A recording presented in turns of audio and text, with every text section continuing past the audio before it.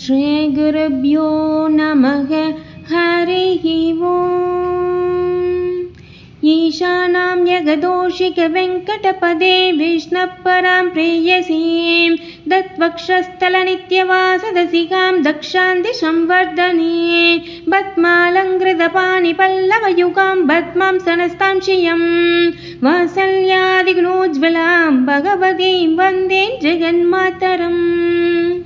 मानादीतप्रदितविभवां मङ्गलं मङ्गलानां वक्षपेडेन् मधुविजयिनो भूषयन्तीं स्वकान्त्या प्रत्यक्षागुश्रविगमगिमप्रार्थनीनां प्रजानां श्रेयो मूर्तिं क्षीयमशरणस्त्वं शरण्यां प्रपद्ये।